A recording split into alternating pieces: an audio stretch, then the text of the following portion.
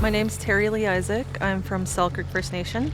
Originally, our ancestors came from Fort Selkirk, and that's where I do my tours from Minto to Fort Selkirk. The reason why I started this business was about 10 years ago. I worked at the Big Jonathan Heritage Center, and that's a cultural center that's based out of Pelly Crossing, and it's built as a replica of the Chief Big Jonathan House in Pelly.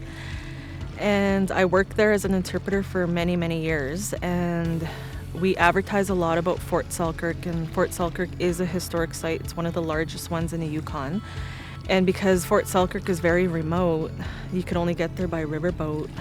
There was a lot of times where people were like, well, how do you get there? And it's like, well, nobody's really offering the service. So I was like, one of these days I'm going to be the one that's going to do the tours. And, 10 years later, in 2020, obviously COVID hit and I couldn't do it, but it gave me more time to really think about it. And I was like, I'm just gonna do it in 2021. And even though the borders are closed, we're not gonna get very many visitors.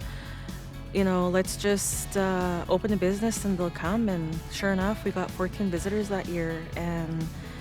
And it was all local people, and it was just people that were like, oh, I'm so glad you offered these tours now, because we've always wanted to go to Fort Selkirk, but we never knew how to get there, and now you're offering this service, and we're so glad.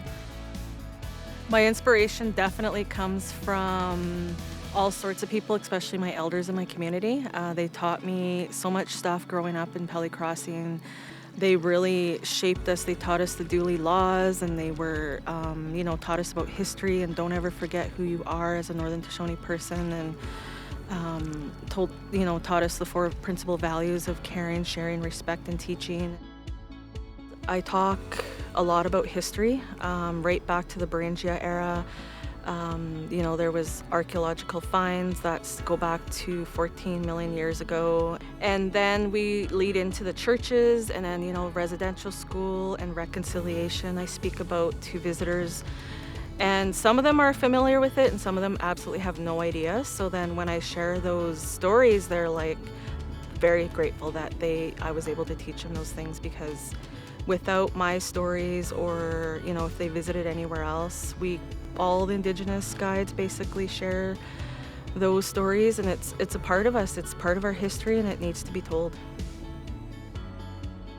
My message is, and the message to me at the beginning was, if you start it, they'll come. Kind of like that baseball movie, but and it's true. It's soon as we started our business in 2021, people were coming, and it was like, oh my God, we have our first tour booked.